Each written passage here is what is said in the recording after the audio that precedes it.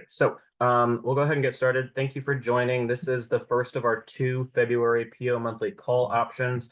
The other will be available this coming Wednesday at 2 p.m. As a reminder, the content for both is exactly the same. We do have a good chunk of agenda topics to get through today. So we're going to start out talking a little bit about the upcoming spring regional meetings. We'll talk about the PO reports that will be coming out very soon. We'll briefly discuss the steering committee and research committee that will be, steering committee's been formed, research committee will be forming, and how to nominate or self-nominate for those committees. We'll talk a little bit about the site visit interest form that you should all be familiar with, the PO small group calls, the low carb diet training sign up form that's gone out a couple of weeks ago, the PO focus groups, and specialist VBR requirements as they currently stand. So regional meeting registration for the spring in-person regional meetings is open. This was distributed on the 4th. This is registering through the admin portal as per usual. As a reminder, the spring in-person regional meetings do require attendance from all three specialties: primary care, endocrinology, and nephrology clinical champions. Please do ensure that your practices register to attend by March 25th. Again, this is in person for the spring. Spring will continue to be in person, and fall will continue for the time being to be virtual. The spring regional meeting agenda as it currently stands, first half hour will focus on some updates. This will be led by the MCTTD program directors. We'll have a 30-minute discussion by endocrinology program director Kara Mizukami Stout on updates from the endocrinology side. We'll then go into a 30-minute networking poster presentation session that will be focused around the endocrinology partner projects that were completed between primary care and endocrinology practices. And then for the last half hour of the meeting, we'll have updates from the nephrology side of the collaborative. All right, so as you are waiting with bated breath, I'm sure the updated performance reports will be coming out very soon. Our target date is by the end of this week. We'll be sending those out in PDF format to all of your practices, and these will be available through the admin portal. They'll be able to download them. We're going to spend some time now going through some of the caveats and explanations of the reports, just so that you have some clarity. But please do rest assured, these slides will be sent out. The next slide is kind of wordy. And all of these caveats will be included in the email that you receive in an attachment that will explain how all of these data points were calculated. But rest assured, everybody is performing exceptionally well on the performance measure. So these are some data points. We're going to spend some time talking about them, about some of the caveats and one-off exceptions that had to have been made, especially with all of the PO mergers that occurred between the point that we released the baseline data and when we're releasing this updated performance report. So POs that merged will have two aggregate groups. So just a reminder that any, let me question in the chat here. Will first-year practices receive A1C reports? No. So these are for continuing practices only. The performance measure is only for practices that are in year 2+ of participation. So as a reminder, any practice that had a patient population less than 100 for the baseline was put into an aggregate group with all of the other practices from that PO that had less than 100 patients in their baseline. So, for example, if POA merged with POB and both had aggregate groups of practices with less than 100, POB that now incorporates POA will have two aggregate groups, so that we're not strongly affecting the performance of an existing PO aggregate group. So that then merged PO would have two aggregate groups of practices with less than 100 patients each. The practices for whom had more than 100 at baseline in the PO that is merging with the new PO would stay individual practices or individual performing sites. The practice alignment on the patient data dashboard, the MDC created dashboard does have a performance measure visualization. There are a few differences in those visualizations just due to simple tech programming language inconsistencies, which we'll talk a little bit more in depth about on the next slide as well. But importantly, the patient data dashboard does reflect the fall 2024 PGIP list. However, we did use the winter 2025 PGIP list in these upcoming reports to make sure that we're as accurate as possible with current practice alignment and current practice naming conventions and all of that.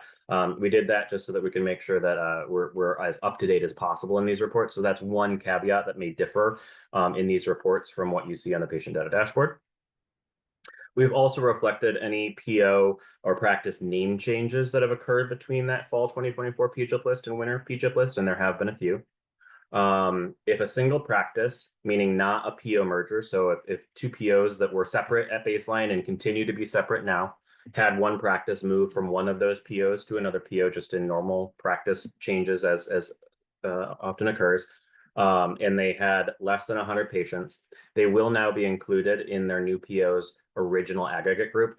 That was going to be a scenario where we had a possibly infinite number of aggregate groups that were going to be created. And so we had to draw the line somewhere. So that practice that was a one-off move, not resulting from a full PO merger, will be added to the new PO, its new PO's original aggregate group. So if that new PO also happened to simultaneously merge with another PO, they would have two PO aggregate groups. However, this one-off practice change would go into that new PO's original aggregate group.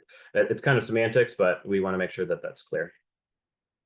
For practices that closed or merged with another practice, those patients from that practice are removed from the denominators, as is consistent with how we announced the measure back in September.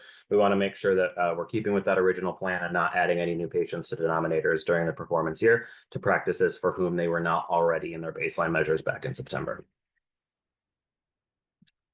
So, couple of additional caveats as to how the performance measure that you will receive a report for, ideally by the end of this week, differs slightly from the dashboard. So the performance measure report will be the source of truth that will be highlighted and called out in numerous places. The dashboard visualization is meant as a process improvement type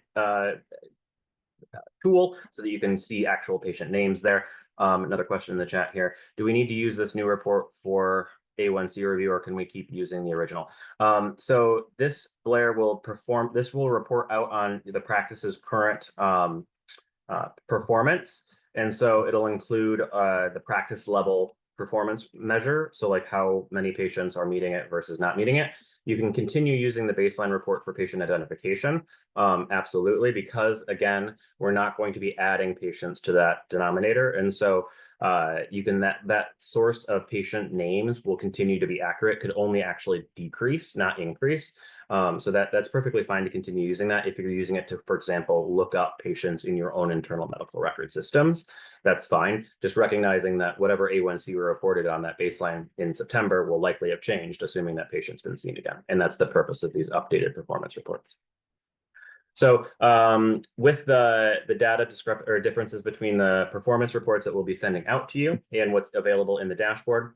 So within the reports that we're sending to you, the baseline population that was shared in September was based on data and patient attribution that went through May 31st of 2024. Patients who switched practices after May 31st were excluded from their new practices denominators. Ensuring that new practices aren't penalized for having for not having the full reporting period to lower these patients' A1Cs, for example. And it utilizes the 2025 PGIP list for practice to PO attribution and provider to practice attribution. And then the differences with the patient data dashboard visualization is that since the patient data dashboard performance measure visualization was added after the original measure launched, it was based on data and patient attribution through September 30th. And so what that caused is that patients are included in the denominator of practices for whom they were attributed to at the time that that patient data dashboard performance measure visualization went live, which again may differ slightly because again, in the performance reports we'll be sending you in the baseline reports from September, anybody that moved after May 31st was not reflected. So in the patient data dashboard, if a patient moved practices or physicians between that May 31st date and that September 30th date, or if a practice merged or closed during that time frame, this will result in discrepancies between the progress report and patient data dashboard. This is expected behavior. Again, the source of truth are these performance reports that we're sending you. They should look very similar. We've had a couple of you guys reach out to us that have noticed that some practices in the patient data dashboard have had patients get added. Oftentimes, the only time that's really noticeable is in the case of a practice closing and merging with another practice. And so one PO had a practice that closed and all of their patients moved over to one of their sister practices. And it just happened to have occurred between that May 31st and September 30th dates. And that was something that was a little bit more noticeable. So if something like that occurs, you may notice that in the dashboard. But again, cannot stress this enough. The source of truth is the performance measure reports that we'll be sending you out. All right. So I'm going to pause for a second.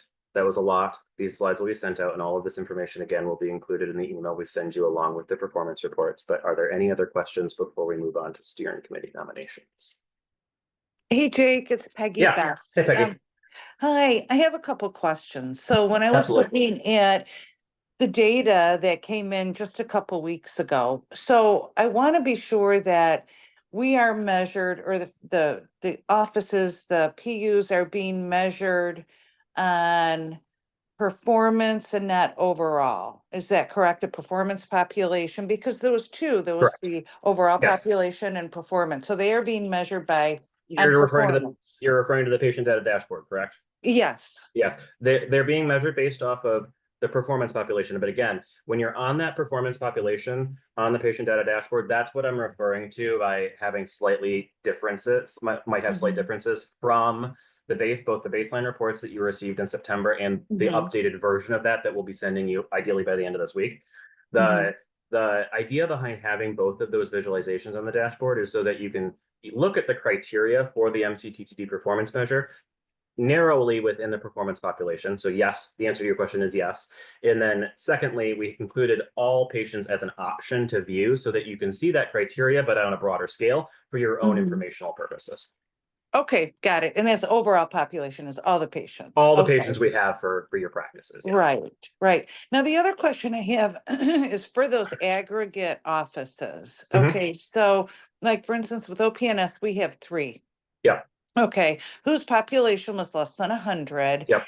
Now, in the end, then, are their scores averaged? Is that how that works to get to So the final score? good question. So in the dashboard, there's not aggregate groups because it wasn't possible from a Tableau perspective. Those practices are just displayed individually on the patient data dashboard, which is another reason why the push reporting that we send you is the source of truth. Okay. The push reporting that we send you will show those aggregated practices as one practice unit. So it'll say, here's the performance for these three practices with all of their patients thrown into a pot and mixed up.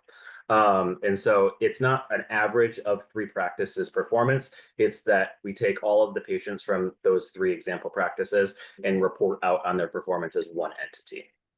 Okay, perfect. Thank you very much. Absolutely. Thanks for the questions, Peggy. Any other questions? All right. So steering committee nominations are open. We do have 2 spots for PO level representatives and 3 spots for practice level representatives. It will count for practice level or PO level learning community credit, obviously depending on your position. Please email Jackie or Lefa if you are interested in participating, and we will add you to the nominee list. Those nominations are due by February 17th, so one more week to get those in. The site visits are coming up. As a reminder, we have 4 stops. We sent out interest form emails back on January 28th. So if you are interested, please do let us know by February 17th. So another week on that as well. We'll be choosing practices and letting you guys know who was selected by March 1st. So just as a reminder, we'll have 4 stops, one in Kalamazoo, Grand Rapids, Saginaw, and Traverse City. And then the whole idea behind these is we really want to meet the team. You guys have come to us a lot. You've come to all of our regional meetings, but we haven't actually gotten to see your home, to see where you work every single day. We want to hear your challenges and your successes. We want to share additional MCTTD resources with you. And we'll plan for these meetings they're scheduled for 4 hours, but we'll plan for the time commitment to be anywhere between 2 and 3 hours. And this is not really something that you need to have your staff available for the entire time period. We'll kind of going around and chatting with folks as they're available. And to answer Jamie's questions in the chat, they are completely optional. These are one way to meet one of the requirements. They are completely optional, Jamie. And like I say, there's only going to be a small number of places that we're visiting at a given time. So only four sites are going to be started within this initial round of site visits. So completely optional. There are plenty of other ways to meet the requirement. This is just one option if this is something that would be right for your practice. All right, so we are going to be forming a research committee. This is really just kind of an early heads up. This is something that will be very similar in structure to how the steering committee currently functions. The idea behind this that is kind of laid out in the participation agreements that your POs have all signed. The idea behind this is that there's lots of data associated with MCTTD, and MCTTD is constantly inundated with requests for different research projects that we have to turn down or in some way delineate from the actual work of MCTTD.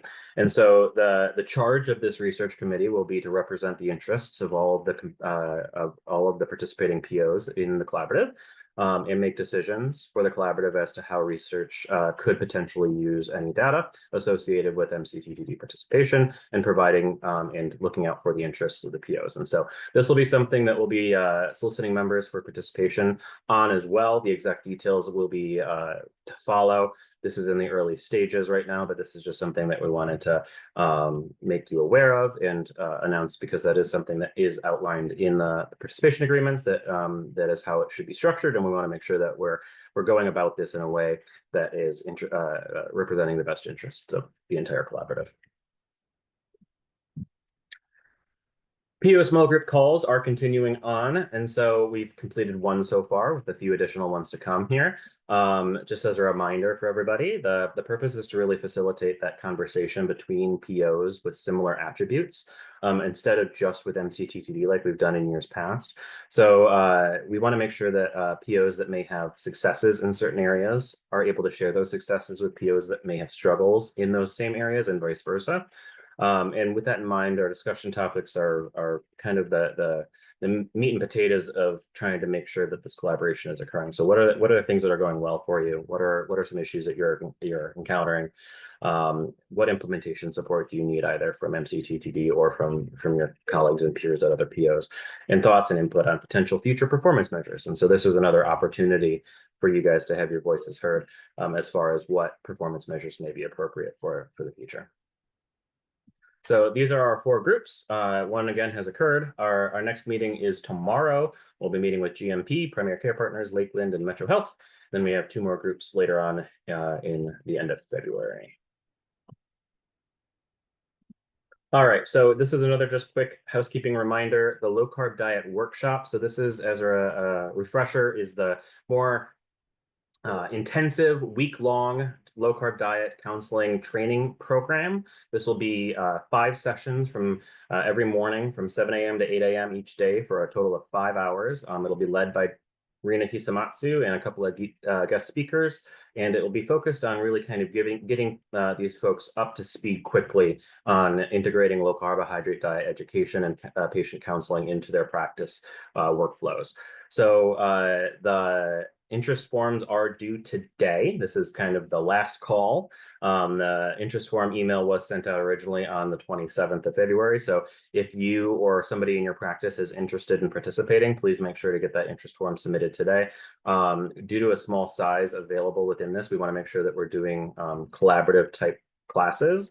We will be limiting this to a certain number of individuals. And then we'll be announcing who was selected based on responses to the survey and ability to commit to all of the 5 sessions by Monday, the 24th of February. All right, so another component of the PO scorecard does require participation in either a focus group or focus group on the patient data dashboard, or on a one-on-one feedback session regarding the admin portal. And so the first focus group on the patient data dashboard took place back in October. We have 2 more additional ones coming up in February and May. An email will go out to the collaborative this afternoon, today, February 10th, with a Calendly link to sign up for one of those patient data dashboard feedback sessions, one in February and one in May. If you are interested in participating in only the February one, just select the dates in February that you're available. If you're interested in participating in just the May one, select just the May dates. It is all within one Calendly. Sessions will be scheduled based on the majority of availability. If you prefer to do an admin portal one-on-one session, or if you're not able to make the date that ultimately is chosen for one of the PO focus group calls, that information will be coming out soon. And those will take place in April or May. The February PO focus group will focus on getting input on the designs for the patient data dashboard, patient list, and patient profile redesigns. And then the May one will be about beta testing the first 2 of the pre-populated reports coming out on the patient data dashboards. The Calendly link is here that you'll be able to click on with the slides. And again, that email with all of these same details and more will be coming out this afternoon. All right. We want to talk briefly about endocrinology participation measures. So we're going to start with our continuing practices. The performance measures we'll talk about in a second. Those still are details to follow, but we're going to go through continuing practices, participation measures for endocrinology here first. So these should all look very familiar to you as continuing practices for your continuing practices within your PO. So attending the spring 2025 regional meeting in person, attending the fall 2025 endocrinology clinical champion meeting. Again, that is a separate meeting from the fall regional meetings. And then the third criteria here is PCP participation projects. And so you'll note here that the measure is broken down into 2 subgroups. So if you're in year 3+ of participation with MCTTD as an endocrinology practice, the requirement is to share your progress and final outcomes on that 2024 PCP partnership project via that poster presentation that I mentioned at the beginning of today's call at our spring regional meetings. That poster template was sent out last week to all of those practices. We aim to make this as simple and painless on those practices as possible. It is literally just filling in some questions on a PowerPoint template, and then our design team will turn that into a beautiful poster for the actual meetings. And so that is for practices in year 3+ that have completed that partnership project. For practices that are in year 2 of participation in MCTTD as an endocrinology practice, they will be starting their partnership project this year. And so this is the same requirement that practices had to do last year, for whom now are in year 3. To work with a partnering primary care practice on a partnership project. And so the dates for those are exactly the same as they were for last year. And so partner defined by April 1st of 2025, and then plan for that partnership project submitted by June 16th. And then again, sharing that feedback out at the fall 2025 endocrinology clinical champions meeting. And then the following year's scorecard would be similar and potentially reflective of having a report out at the spring regional meetings, but that's a question we've received. Why isn't that on here? That would be on the following year's scorecard, similar to how year 3+ is on the 2025 scorecard, not the 2024. The next requirement here is reading the MCTTD provided data attribution and overview document and signing into the MCTTD patient data dashboards at least 1 time during the performance year. So endocrinology attribution is something that is not currently available for the patient data dashboard. This is coming in the March enhancement. And so this is a new requirement. We'll be providing a description of the data and how the attribution to endocrinologists occur, just so everybody's kind of up to speed and aware of what to expect with the dashboards, and then to log in once. And then finally here, completing a brief survey about billing for CGM interpretation. Again, all of the red text here is just saying additional information to follow. So these are just to give everybody a quick overview and a heads up, but more detailed information will come. For endocrinology performance measures for continuing practices, more details to come. Again, that has not been set, but there will be a performance measure in addition to participation measures for continuing endocrinology practices. All right, so I kind of already alluded to this, so I'm going to go really quickly over this slide, but this is the distinction between those 2 elements of the measure 3. So year 2 here is the defining and creating that partnership project. And then any endo practice, again, that's in year 3+ is just reporting out in that poster template for the spring in-person regional meetings. And that poster template is due by March 3rd. All right, so this is what that poster template looks like. Again, this is meant to be as simple as possible. It's in a PowerPoint, but essentially it's just a document that they're going to fill out some questions on. We do encourage those sites to include pictures or data visualizations. Even if they don't have data, they could include a picture of the team that worked on the project. Anything to make it a little bit more visually appealing is greatly appreciated. But like I say, our design team will take it from there. We don't want you guys worrying about aligning text or making things look pretty. You have much better things to do. We'll take care of all that. Just get the information typed in black and white, and we'll take it from there.